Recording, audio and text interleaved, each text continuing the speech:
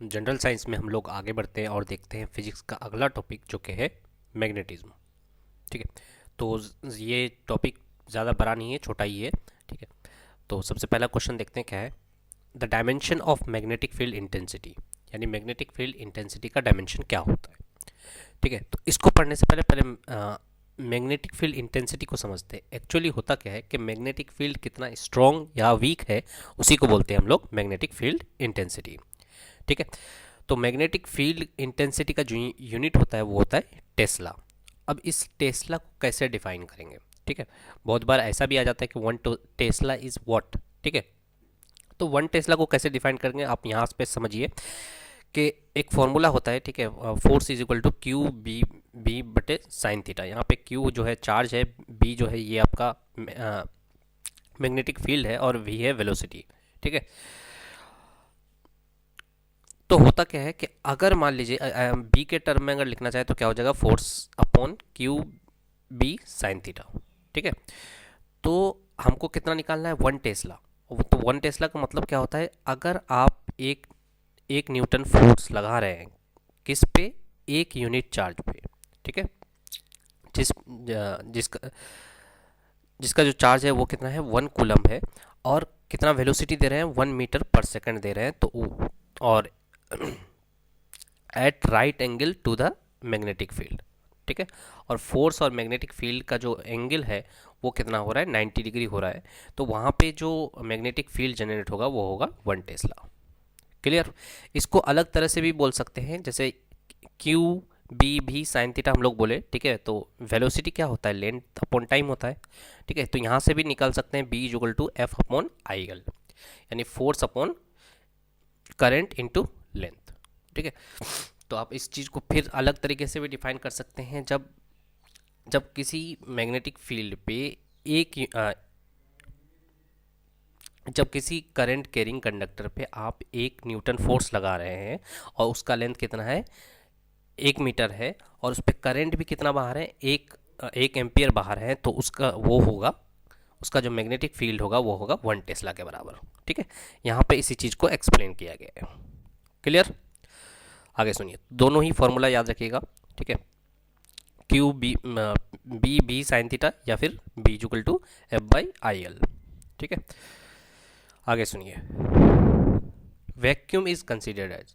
तो वैक्यूम को क्या मैग्नेटिक मटेरियल माना जाता है, नॉन मैग्नेटिक, डायमैग्नेटिक, पैरामैग्नेटिक, क्या बोला जाता है वैक्यूम को। तो वैक्यूम को जो है नॉन मैग्नेटिक मटेरियल बोला जाता है। ठीक है। आगे सुनिए, which direction of thumb represent the Fleming right hand rule. तो यहाँ पे पूछा गया है कि फ्लेमिंग का जो राइट हैंड रूल है उसमें थंब किस चीज़ को इंडिकेट करता है। ठीक है। तो सिर्फ थंब के बारे में नहीं, आपको हर चीज़ के बारे में जानना पड़ेगा कि फ्लेमिंग का जो लेफ्ट हैंड रूल है, राइट हैंड रूल है, वो किस किस चीज़ को बतलाता है। ठीक है। तो थंब जो है वो मोशन या फिर फोर्स को बतलाता है। ठीक है। मोशन ऑफ ए कंडक्टर या फिर फोर्स को बतलाता है। इंडेक्स फिंगर जो है इलेक्ट्रिक फील्ड को बतलाता है, सॉरी मैग्नेटिक फील्ड को बतलाता है। और मिडिल फिंगर जो है ईएमएफ या फिर करंट को बतलाता है। ठीक है। तो पहला वाला थंब हो गया motion, magnetic field index finger, और ईएमएफ आपका मिडिल फिंगर। ठीक है। ईएमएफ या करंट। तो यहाँ पे पूछा गया था हम लोग को थंब क्या चीज़ बतलाता है, तो ये हो जाएगा direction of motion of current. Clear. अब फ्लेमिंग राइट हैंड रूल के बारे में पूछा गया, तो हो सकता है कि आगे चल करके लेफ्ट हैंड रूल के बारे में पूछ ले, तो हम लोग को लेफ्ट हैंड रूल भी देखना पड़ेगा। ठीक है। लेफ्ट हैंड रूल में भी क्या होता है, थंब जो है वो क्या कर फोर्स को या मोशन को बतलाता है, इंडेक्स फिंगर मैग्नेटिक फील्ड को बतलाता है, और मिडिल फिंगर आपका करंट को बतलाता है। ठीक है। तो यहाँ पे और यहाँ पे ध्यान में देखिएगा, देखिए दोनों तो सेम ही है फिर। ठीक है। Fleming right hand rule, Fleming left hand rule, दोनों तो सेम ही है फिर।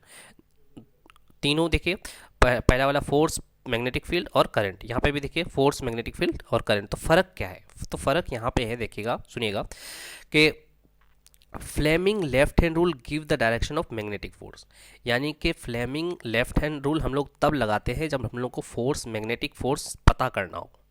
ठीक है। क्लियर।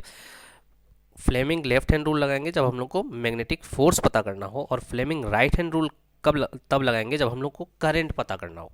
याद रखिएगा, ठीक है। इंड्यूस करंट अगर पता करना हो तो हम लोग लगाते हैं Fleming left hand rule, sorry, induce current अगर पता करना हो तो फ्लेमिंग राइट हैंड रूल लगाते हैं। और अगर आपको डायरेक्शन ऑफ मैग्नेटिक फोर्स पता करना हो तो हम लोग लगाते हैं फ्लेमिंग लेफ्ट हैंड रूल, ठीक है। ये भी पूछा जा सकता है कि फ्लेमिंग लेफ्ट हैंड रूल का यूज़ क्या है, ठीक है, क्यों ये करते हैं। तो फ्लेमिंग लेफ्ट हैंड रूल का किस लिए यूज़ करते हैं, डायरेक्शन ऑफ मैग्नेटिक फोर्स पता करने के लिए। और करंट पता करना है अगर, तो आपको क्या करना पड़ेगा, फ्लेमिंग राइट हैंड रूल लगाना पड़ेगा। इंड्यूस करंट अगर पता करना है तो।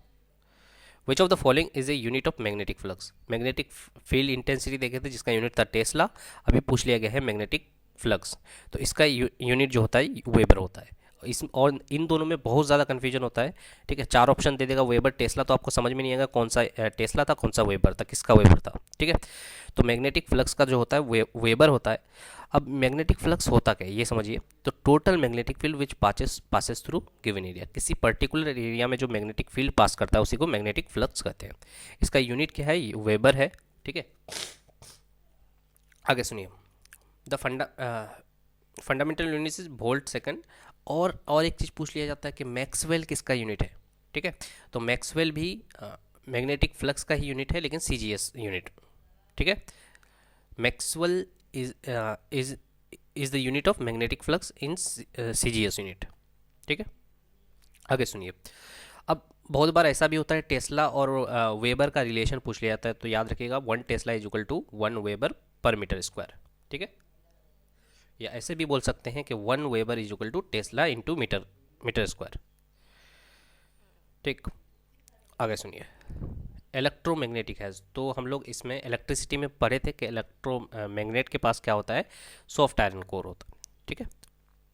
तो सॉफ्ट आयरन कोर क्यों ऐसा होता है कि इलेक्ट्रोमैग्नेट का मतलब क्या होता है, जब इलेक्ट्रॉन इलेक्ट्रिसिटी फॉलो करेगा उस टाइम मैग्नेट होना चाहिए, और जब इलेक्ट्रिसिटी खत्म तो मैग्नेटिक फील्ड भी मैग्नेटिक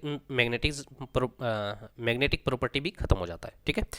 तो होता क्या है, electromagnet are magnet which loses its all magnetism as soon as current through it vanish, माने वो तब तक ही मैग्नेटिज्म प्रॉपर्टी शो करेगा जब तक करंट फ्लो कर रहा है, उसके बाद क्या होगा वो खत्म हो जाएगा, ठीक है। So it must have negligible retentivity, यानी कि उसके पास क्या होना, रिटेंटिविटी मतलब रिटेन करना, किसी चीज़ को पकड़ करके रखना या कुछ देर तक रखना, उसको रिटेन करना बोलते हैं, ठीक है। तो it must have negligible retentivity, तो उसके पास रिटेंटिविटी कम होना चाहिए, क्योंकि उसको सारा जो मैग्नेटिज्म है उसको लॉस कर देना है, तो रिटेंटिविटी होना ही नहीं चाहिए, ना के बराबर होना चाहिए। और क्या बोला है, soft iron has large susceptibility, susceptibility का मतलब होता है सेंसिटिविटी, ठीक है। तो सॉफ्ट आयरन कोर के पास सेंसिटिविटी तब होगा, तभी वो क्या दिखाएगा आपका कि इलेक्ट्रोमैग्नेटिक प्रॉपर्टी दिखाएगा, जैसे ही करंट हल्का सा भी करंट फ्लो होगा तो वो इलेक्ट्रोमैग्नेटिक प्रॉपर्टी दिखाएगा, ठीक है। So soft iron core use to make the core of electromagnet, इसलिए आपका सॉफ्ट आयरन कोर ही यूज करते हैं हम लोग to make the core of electromagnet, ठीक है। तो क्यों ऐसा, क्योंकि नेग्लिजिबल रिटेंटिविटी है और हाई ससेप्टिबिलिटी है, ठीक है। अगला क्वेश्चन देखिए, रिवर्स ऑफ परमेबिलिटी, परमेबिलिटी का मतलब क्या होता है, परमिट करना, ठीक है। तो इसका उल्टा क्या होता है, रिलेक्टिविटी होता है। अब रिलेक्टिविटी का मतलब क्या होता है, परमिबिलिटी मतलब परमिट करना, तो रिलेक्टिविटी का मतलब क्या होगा, अपोज करना। तो magnetic reluctivity is the ability of substance which opposes magnetic flux, ठीक है। ये क्या करता है, मैग्नेटिक फ्लक्स को अपोज करता है, ठीक है। और इसका जो यूनिट होता है रिलेक्टिविटी का मीटर पर हेनरी होता है, ठीक है। तो इतने सारे क्वेश्चंस थे किससे, मैग्नेटिज्म से। इसके बाद देखेंगे हम लोग अगला टॉपिक।